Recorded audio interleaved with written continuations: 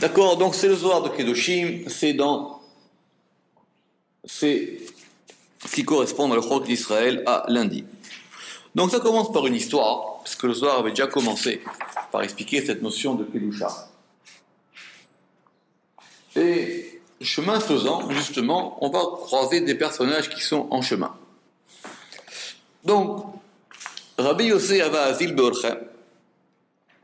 Rabbi Yossi, il était en chemin.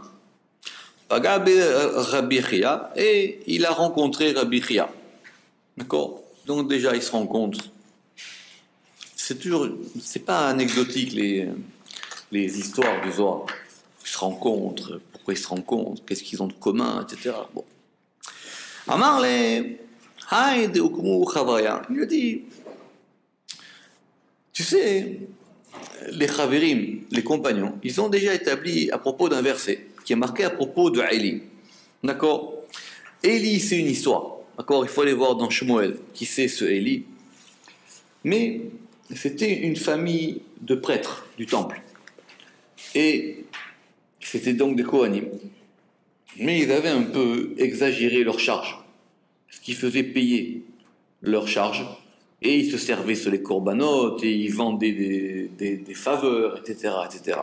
Bref, il faut voir là-bas dans Shmuel toute l'histoire de Beth Eli. Et ça s'appelle la maison de Eli. Eli avec un Aïn, pas Eliyahu avec un Aleph, Eli. Et donc, il est écrit à propos de Eli, et c'est pour ça que j'ai juré à la maison de Eli, c'est le prophète qui parle, Im yitkaper avon bet Eli, bezebah ou minha adolam.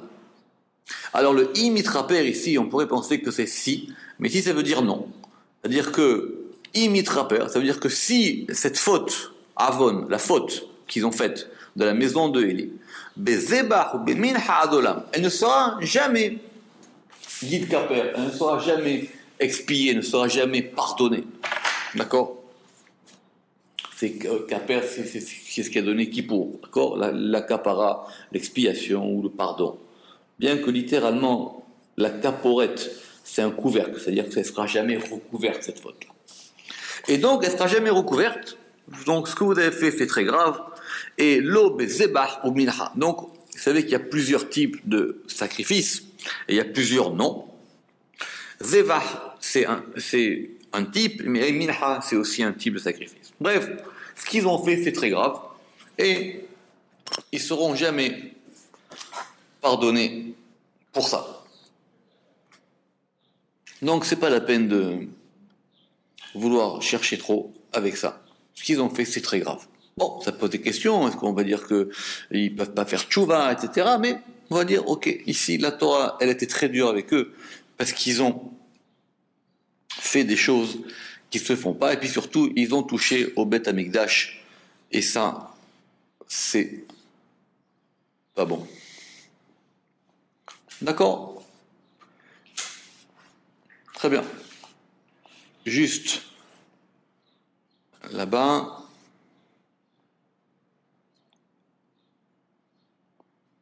Shmuel Aleph Perek Gimel, 2 secondes.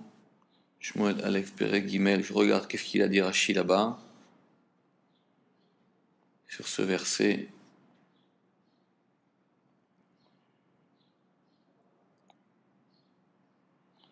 Exactement. Il ramène que, parce que comme eux, ils étaient préposés au sacrifice, alors ils ne pourront pas se racheter par un sacrifice. Ils ne peuvent pas se rattraper par là où ils ont fauté. D'accord? Mais ils pourraient faire tchouva. En gros, que imitraper avon beteli bezebar adolam, ça veut dire que ok, il n'y a aucune faute qui ne peut pas se faire pardonner, mais en tout cas, pour eux, ça ne sera pas comme ça. Ça ne passera pas par ça. D'accord? Bien que la fin du verset, elle dit ad olam, ça veut dire que c'est pour tout le temps. Effectivement, il y a eu quelque chose qui était sur cette lignée-là, qui leur est resté longtemps. Ok. Alors le Zohar, il va dire, évidemment, le verset, il a dit, par le sacrifice et l'offrande, elle ne sera pas expiée. Mais, alors peut-être par autre chose. Et là, le Zohar, il dit oui. Aval mitraperu bedivre Torah. Maintenant, cette chose-là, elle pourra être expiée par des paroles de Torah.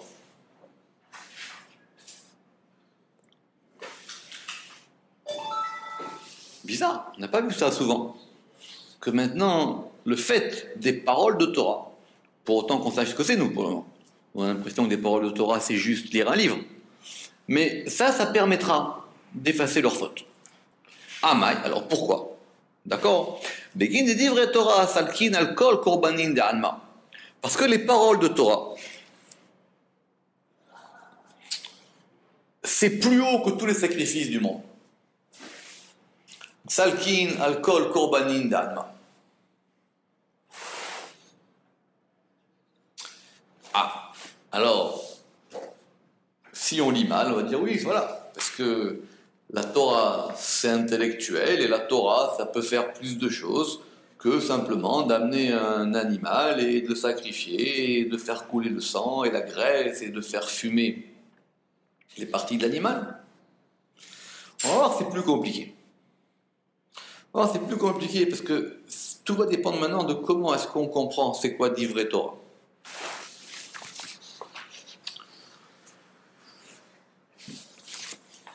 Alors Rama qui va commencer à expliquer comme ça, il va dire que il faut comprendre qu'est-ce qu'on veut par un sacrifice. Par un sacrifice, on veut rapprocher des choses. Vous savez que c'est l'étymologie du mot korban. D'accord? On veut rapprocher des choses, et on veut rapprocher des choses qui ont été séparées.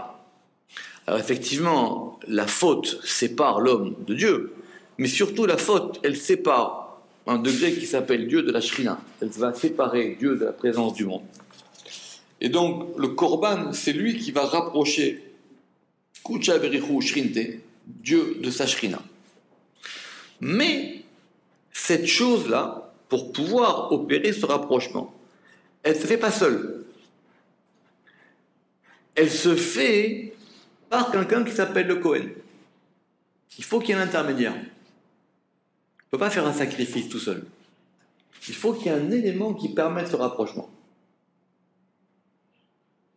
Donc, il va aller chez le Kohen, il va amener son korban, et c'est le Kohen qui va procéder au korban,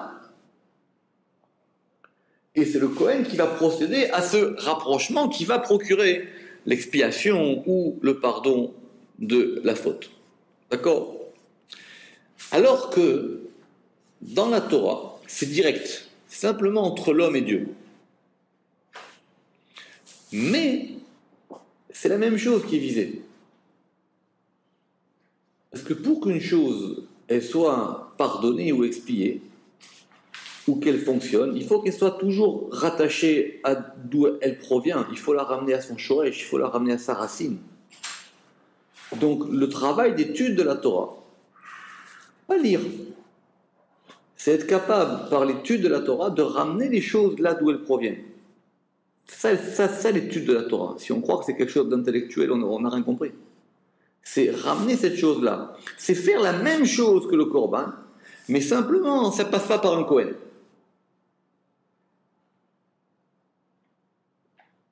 Alors, on va dire par exemple, et donc effectivement, et même point par point, le Korban, il est d'approcher un animal du feu, puisqu'après, il va être brûlé. Alors c'est que l'homme, il se rapproche du feu de la Torah. Esh à Torah, il dit. Que sa bouche, elle se rapproche de Dieu.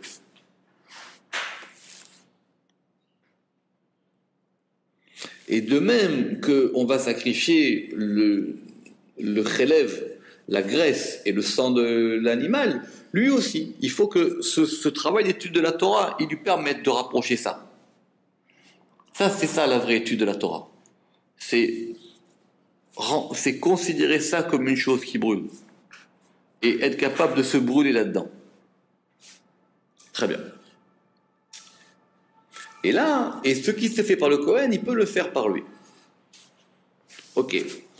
Alors, Kama de Hukmo Dirtiv, comme on l'a établi, parce qu'il est écrit, alors ici le Zohar, il va essayer d'apprendre ça d'un verset. Parce que c'est vrai que c'est pas évident quand même de dire que voilà, l'étude de la Torah, c'est plus gros que les corbanotes.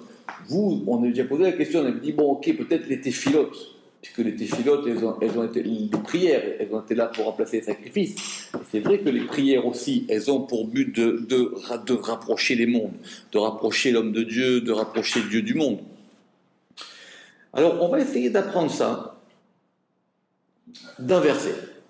Il dit quoi ce verset? Il dit Zot à Torah, la ola, la minha, la vela hatat, ou la hacham, vela milouim.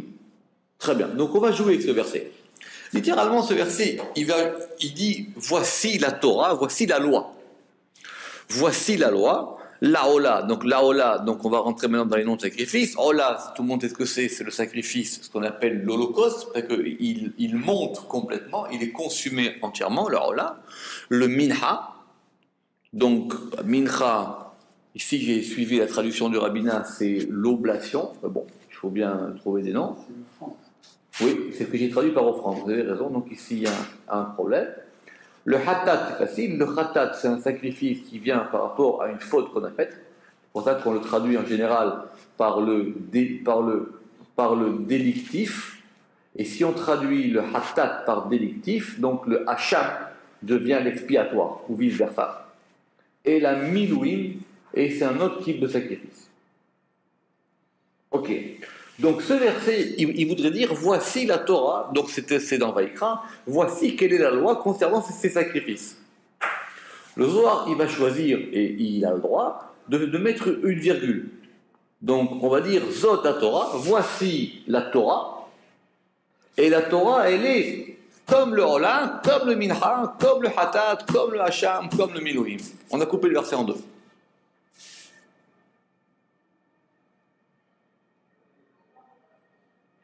Ça veut dire que dans le même verset, on voit que la Torah, elle est plus importante que tous les types de sacrifices ensemble.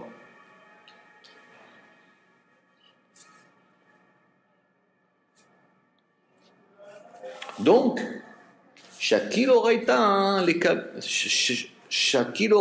Kobel, Kol Korbanin de Alma. Donc ça veut dire ici que la Torah, elle est équivalente à tous les sacrifices du monde. D'accord? Au lieu d'entendre Torah comme étant la loi des sacrifices, on a entendu la Torah comme étant la Torah avec un grand T. Ok. Alors, n'oubliez pas que c'est un dialogue entre Rabbi Yossi et Rabbi Chia. Alors il va lui répondre, Amarle Achi Uvadai, oui, il lui dit, tu as raison. Des kolman, des shtadel, beoraita. Parce que tout celui qui approfondit la Torah, il faut bien comprendre ce mot de l'ishtadel, beoraita. Ça veut dire qu'il s'agit évidemment, d'après le Zohar, toujours de l'étude de la Torah du secret. Il s'agit de l'étude de la Torah du Sod. Parce que c'est là où on commence à toucher aux profondeurs et au mystère et au sens des commandements.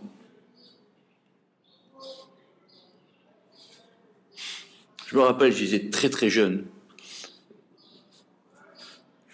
Je faisais de la philosophie. Bon, j'ai fait tchouva depuis, mais...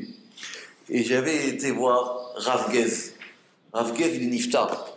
C'était le Rav du Kotel. Je ne sais pas s'il y en a qui l'ont connu. C'était l'ancien Rav du Kotel. Il était assez impressionnant. Il avait une toque blanche comme ça, une grande toque en fourrure blanche, un grand manteau blanc, même en semaine. Et il priait Mincha, et je l'ai attendu à la fin de Mincha, et ça a duré longtemps. Et je lui ai dit, écoutez, j'ai une question.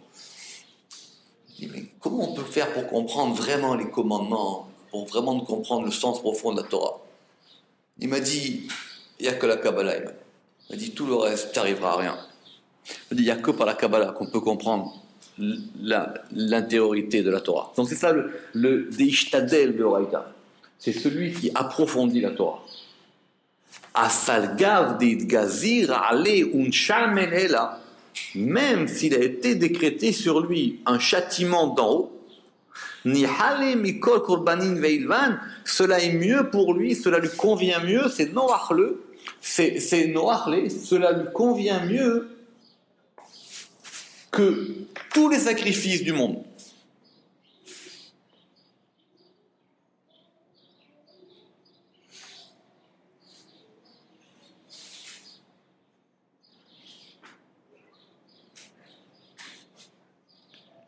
Alors, le Rama qui va être très pointilleux, il dit, mais alors à ce moment-là, si j'étudie la Torah, alors j'ai plus besoin de sacrifice, alors pas besoin de sacrifice, alors quoi? Alors tu me dis, finalement, l'étude de la Torah dispense de tout, parce que la Torah permet tout. Alors il dit, c'est ce qu'il a voulu lui dire dans la réponse. Il lui a dit, oui, tu as raison. Si un homme, il est en bout de course, C'est pour ça qu'on a dit des Gazer, Aléoncham, il est là, il est en bout de course, c'est-à-dire qu'on a décrété quelque chose sur lui. Et même les sacrifices n'y peuvent plus rien, la Torah, elle peut encore quelque chose.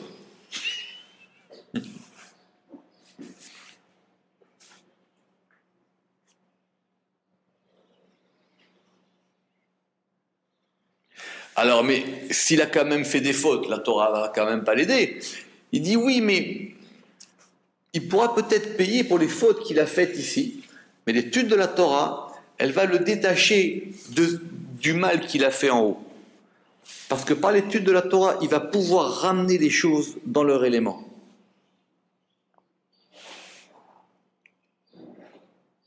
C'est ça la réponse. Alors il y a une version alternative.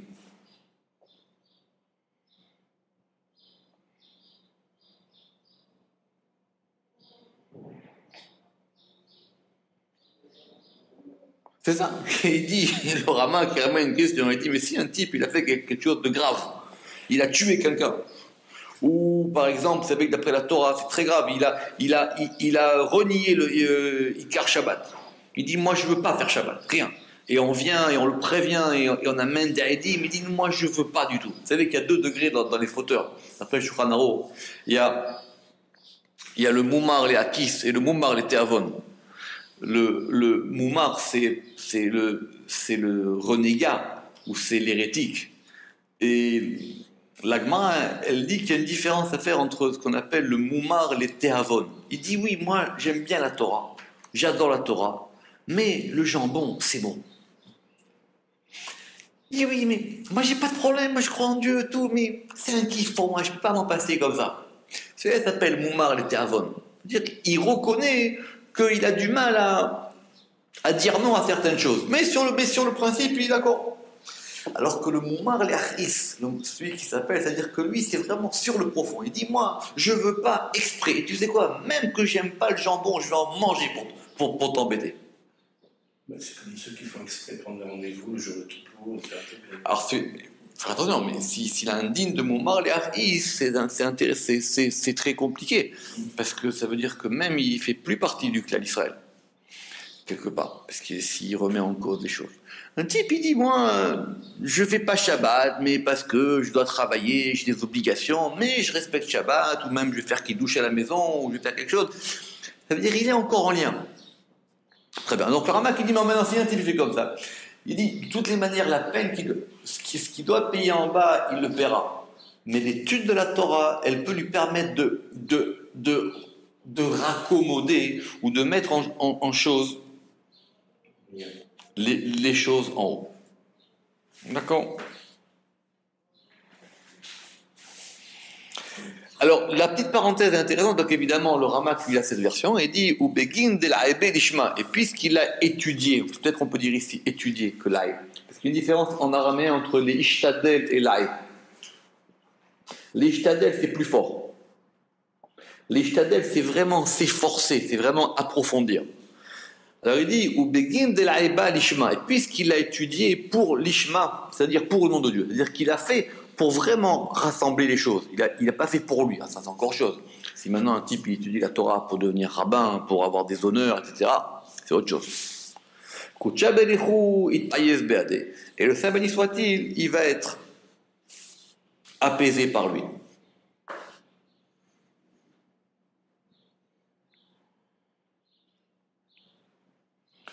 Ok. Vetachazé, et viens voir. Lo iddake barnash le'almin, et là beminin deoraita. L'homme ne se purifie pour toujours que par les paroles de Torah.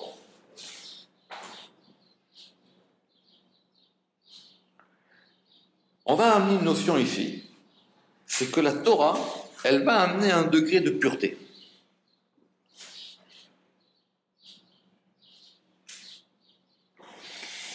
Begin de yu kaima le dake le helin misave. Parce qu'elle se tient pour purifier ce qui sont impurs. C'est connu dans le Midrash que la Torah, elle indigne de mikvé. La Torah, elle indigne de mikvé. Alors vous savez quelle est la définition du mikvé? C'est très simple. C'est quoi la définition du mikvé? La définition du mikvé, indépendamment des caractéristiques techniques, qu'il faut des mesures, ou peut-être un fleuve, ou un lac, ou l'océan, ou une rivière, ce qu'on veut. Le mikvé, il a une définition très simple. Le mikvé, c'est quelque chose qui ne reçoit pas l'impureté. Qui ne reçoit pas L'impureté. l'impureté. Et non seulement il ne reçoit pas l'impureté, et en plus il est capable de procurer de la pureté. C'est ça la définition du mikvé. C'est l'une des rares choses dans ce monde qui ne soit pas mékabel touma. Vous pouvez jeter un mort dans un mikvé et vous pouvez vous baigner avec. Parce que le mikvé, il ne reçoit pas la pureté. Il paraît qu'il y a une histoire du Baal Shem Tov, une fois où il y avait une communauté, il y avait des histoires. Il a dit montrez-moi le mikvé.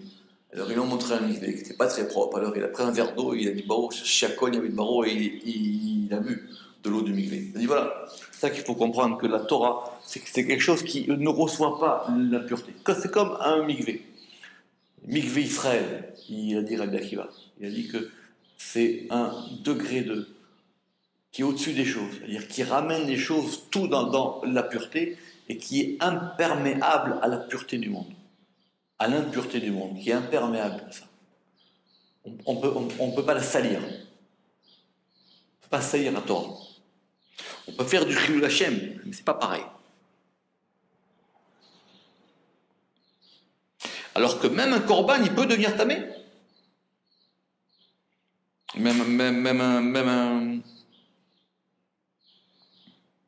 D'accord, même un korban, il peut devenir tamé. Le Kohen, il peut rater le korban, le Lévi, il peut rater la shrita, etc. Donc, on va ramener des preuves, évidemment. Ve'azvata d'oraita ishtakar, et la guérison, elle se trouve dans la Torah, comme il est écrit, refuatiye lesharecha, veshikui le'atzmotecha. Elle sera une guérison pour toi et une sève pour tes autres. Donc le Rama qui veut dire ici qu'il y a plusieurs degrés. Premier degré que la Torah, non seulement elle ne reçoit pas l'impureté, mais en plus elle va amener à l'homme quelque chose d'autre en plus. Elle va amener une nouvelle dimension dans sa vie. Elle est capable de le guérir. Et la pureté, elle se trouve dans la Torah. Comme il est dit, Yerat Hashem Tehora, Omedet Laad. La crainte de Dieu. Alors, soit on dit Yirat Hashem Tehora, la crainte pure de Dieu, ou la crainte de Dieu, elle est pure. On peut dire les deux dans le verset. Yirat Hashem Tehora, Omedet Laad, elle se tient à jamais.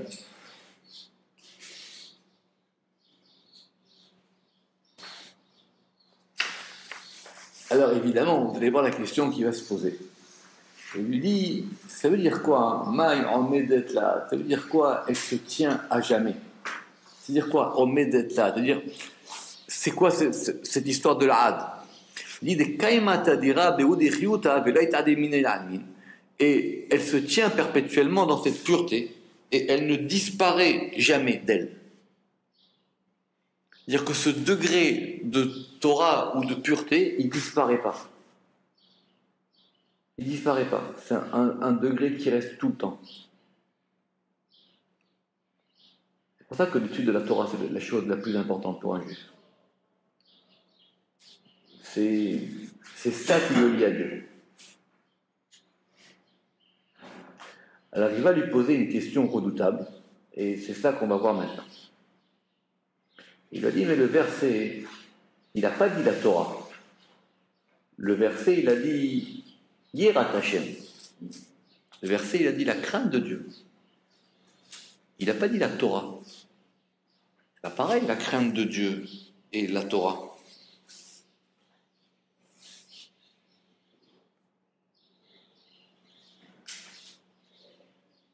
Question redoutable. Quel rapport il y a entre la crainte de Dieu et la Torah?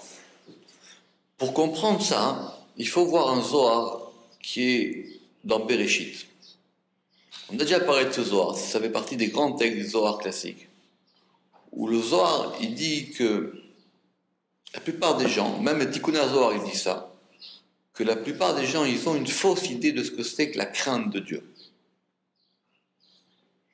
Alors évidemment qu'on avait déjà dit ça, que s'ils ont peur des fautes qui peuvent leur arriver, ils ont peur pour eux. Ils n'ont pas peur de Dieu. Ou même s'ils ont peur, ils disent je veux mériter le monde futur. Alors ils ont peur pour leur place. Ils veulent s'assurer une place. Donc ils ont peur du bâton. Ils n'ont pas peur de Dieu. C'est pas ça la Yirat Hashem. Oh, évidemment, vous savez qu'on met en parallèle l'amour de Dieu et la crainte de Dieu. Il y a la Yirat Hashem et il y a la Avat Hashem. Il y a craindre Dieu et il y a aimer Dieu. Les deux degrés sont ensemble. Mais le Zohar, il dit là-bas clairement que la Yirat Hashem, c'est une connaissance. C'est une connaissance de Dieu. La Yirat Hashem, c'est pas un sentiment.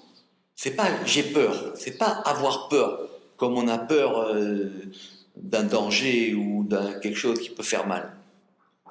Ça, c'est un réflexe.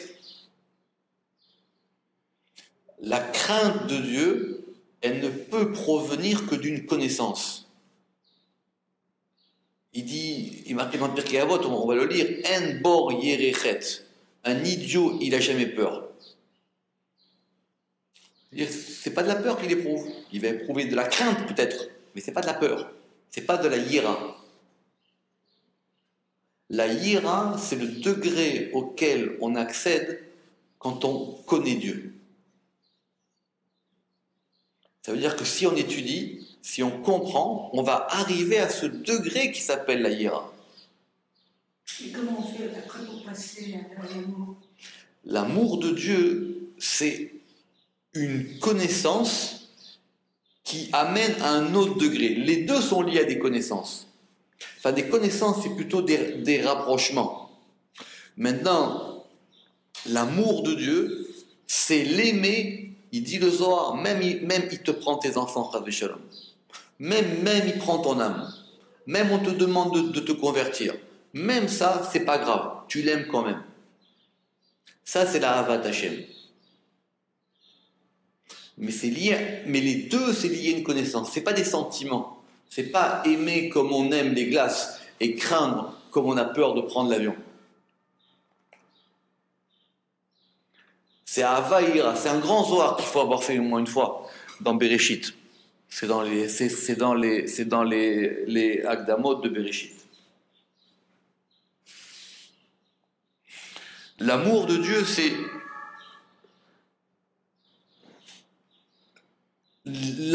c'est percevoir une unité dans Dieu.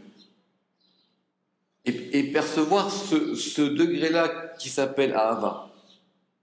C'est très compliqué ces sujets de la crainte et de l'amour. C'est pas aussi simple qu'on peut penser comme ça. En tout cas, il lui dit, voilà maintenant. La preuve que tu m'amènes, elle ne marche pas. Toi, tu me dis que la Torah, c'est un degré de pureté. C'est un degré qui non seulement ne perd pas son impureté, c'est un degré qui en plus amène la pureté aux hommes. Donc il est comme un mikvé, c'est-à-dire qu'il ne reçoit pas l'impureté et il amène la pureté. Mais le verset, il a dit Yirat Hashem, il n'a pas dit la Torah. Alors il lui dit Amarle Achi Uvada. Il a dit oui, tu as raison. Mais Torah Yira, c'est pareil. Pourquoi? Parce que la Torah, elle vient du côté de la Gvura. Elle provient du côté de la rigueur. Elle provient du côté de la crainte. Alors on peut évidemment le mettre dans tous les sens, c'est-à-dire que l'étude de la Torah, elle amène à la crainte. Et la Torah elle-même, elle vient d'un degré qui s'appelle la Gevura. Donc dit d'ailleurs, c'est pour ça que le mont Sinaï, il était en fumée. Parce que, il était sous une colonne de fumée parce qu'il y avait du feu. Cette Torah, elle brûle. Il y a marqué Eshdat Lamo, la Torah c'est une loi de feu.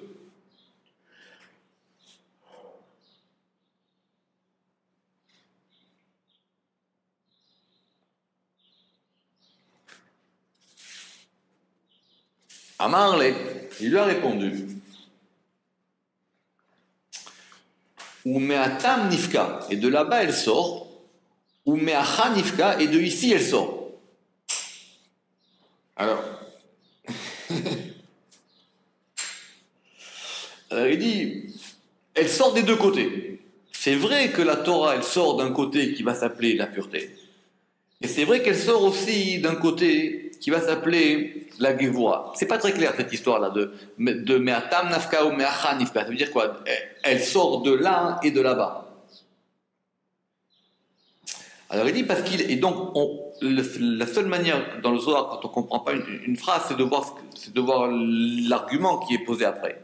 Alors il dit dirtiv parce qu'il est écrit Reshit Chochma Yirat Hashem. C'est là-bas la preuve que le Zohar il avait dans Bereshit, c'est-à-dire qu'il y a marqué le commencement de la sagesse c'est Yirat Hashem.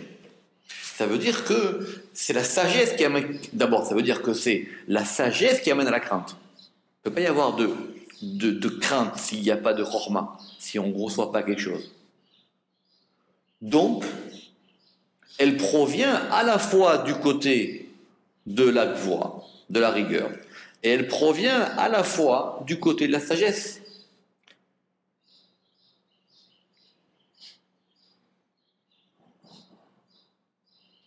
Donc, si elle provient de la sagesse, elle ne provient pas de la gvoura. C'est-à-dire que même ta ira à toi, elle provient de la sagesse. Donc, elle provient d'un degré plus haut qui s'appelle la chorma. Urtiv, et c'est pour ça qu'il est écrit Yirat Hashem Teora. Quand on dit que la crainte de Dieu, elle est pure parce que c'est lié à un degré qui s'appelle la sagesse. Notez bien que, juste pour compliquer, parce que le Zohar évidemment c'est très compliqué, nous ce qu'on voulait expliquer c'était la sainteté. Or le Zohar il nous ramène ici vers la pureté. D'accord ?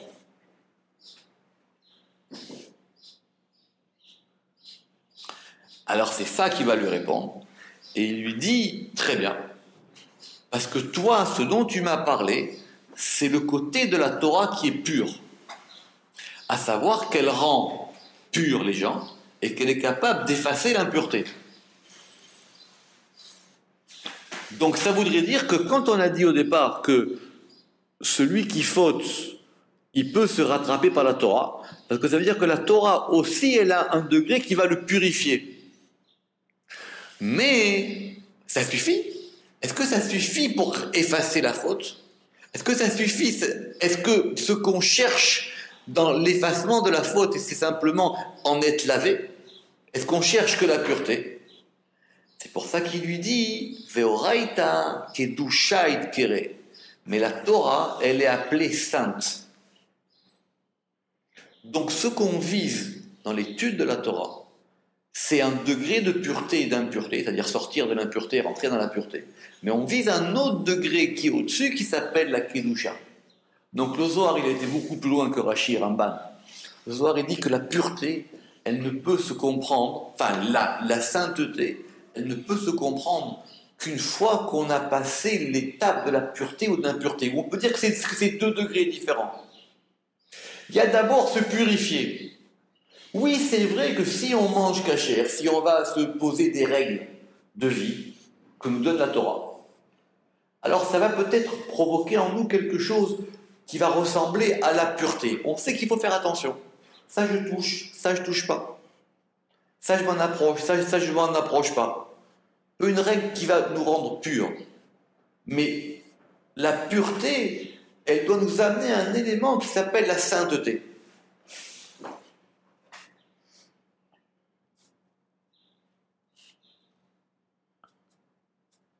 Et la preuve, c'est que le verset qui nous occupait du début, qui disait Kedoshim tiyu ki kadosh ani, soyez saints parce que moi je suis saint.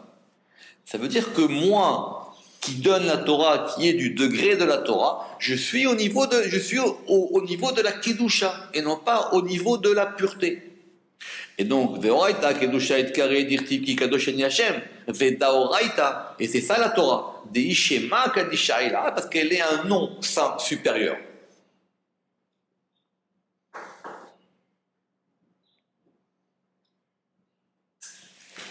Donc, ne peut être saint que celui qui est pur. Ve'alda, c'est ça que dit le Zohar maintenant, Ve'alda, man d'ishtadel ba iddake, celui qui va l'approfondir, il va être purifié. Ulbatar itkadash, et ensuite il est sanctifié. Le Harizal il dit que l'étude de la Torah, le premier degré, elle a pour but un truc simple. Elle a de casser des choses en vous. Elle doit vous casser vos mauvaises habitudes de pensée. Elle doit vous casser les éléments du monde. Elle doit vous purifier de mauvaises manières de penser. C'est ça qu'elle va vous purifier. Elle doit vous... C'est ça. Elle doit vous apprendre à penser d'une manière. Même, ou plutôt à ne pas penser d'une mauvaise manière. Mais c'est ça qu'on dit que d'abord la Torah, donc celui qui va l'approfondir, d'abord il est purifié. Ou le bâtard il kadesh, et après il va être sanctifié. Et c'est pour ça qu'il est écrit Kedoshim tiyu, vous serez saints. Et là le Zohar il va jouer un coup extraordinaire. Il dit Kedoshim heyu l'active et la tiyu vadai. Le verset il ne dit pas soyez. C'est pas un impératif, c'est un futur. Mais ça, il n'y a que Zohar qui peut le dire. Il dit Kedoshim tiyu, il dit que si c'était un impératif, on aurait marqué Kedoshim eyu. Soyez saints. Et là, tiyu vadai, vous serez saints assurément. Celui qui se confronte à la pureté et à l'impureté, ça va l'amener forcément à la Kedusha. C'est bizarre que le Zohar ne se pose même pas la question qu'on puisse manquer le but. On peut se perdre dans la pureté et l'impureté. Il dit non, si vraiment c'est bien fait, la pureté, enfin sortir de l'impureté, rentrer dans la pureté, ça amène inexorablement à la sainteté. Parce qu'on sent que dans cette séparation des choses, on vise un élément.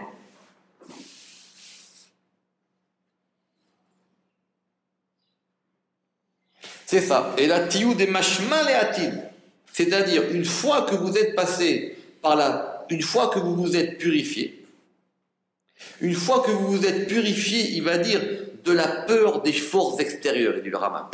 Une fois que vous vous êtes purifié de la peur des mauvaises choses, que vous êtes capable maintenant de peser l'important du non-important, le vrai du faux, Torah Temet, le vrai du faux. Une fois que vous avez vu ça, alors effectivement, ça amène inexorablement, c'est un futur, atid, assurément. Amar le achiou, alors il a dit oui, évidemment, c'est comme ça. Il faut entendre le tiyou comme un futur. Et d'ailleurs, on va évidemment amener un verset qui non seulement va nous apprendre que tiyou c'est un futur, mais qui va même nous expliquer c'est quoi notre destination. Ve'atem tiyuli mamlechet kohanim ve'goy kadosh. Et vous serez pour moi un peuple de prêtres ou de kohanim, ve'goy kadosh, et un peuple saint. Si on prête attention, qu'est-ce qu'on avait dit au début? Au début, on a dit que la différence entre le Korban et la Torah, c'est que le Korban, il passait par un Kohen. Or, il dit maintenant, on a dit que avec la Torah, pour certains degrés ou certaines fautes ou certains éléments de la faute, parce qu'évidemment, c'est quelqu'un... On pouvait soi-même faire la fonction du Kohen. Il dit c'est ça. Ve'atem tiyuli, vous serez pour moi mamlechet kohanim. Ça veut dire, c'est pas tout de suite, mais ce degré, vous pouvez l'atteindre. Vous pouvez devenir vous-même Kohen, c'est-à-dire vous-même être capable d'opérer ce rassemblement. Atem tiyuli mamlechet kohanim.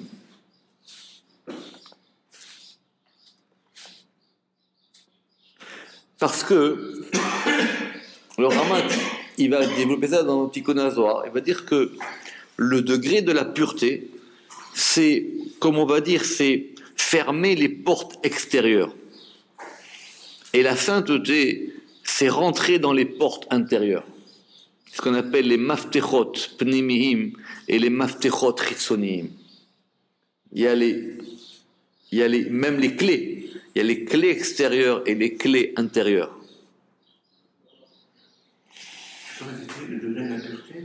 La pureté, c'est avoir les clés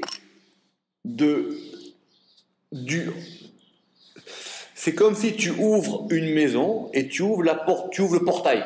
Voilà, t'es pas dans la maison, tu as ouvert le portail. C'est-à-dire, tu es sorti de l'extérieur, tu es rentré dans la maison, mais tu es encore dans la cour. C'est ce qu'on appelle les maftechot chitsonim. Donc c'est fermer les portes extérieures. Oui, c'est-à-dire qu'au moins tu t'es débarrassé du monde extérieur. Mais tu n'es pas encore dans la maison. Or, pour entrer dans la maison, il te faut d'autres clés. Il te faut les clés qui ouvrent la porte de la maison. Les clés qui ouvrent la porte de la maison, ça c'est la Kedusha.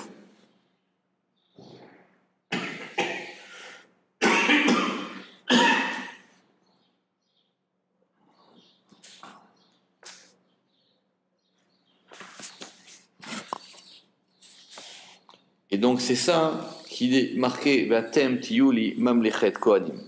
Baruch Adonai Leolam. Amen ve Amen.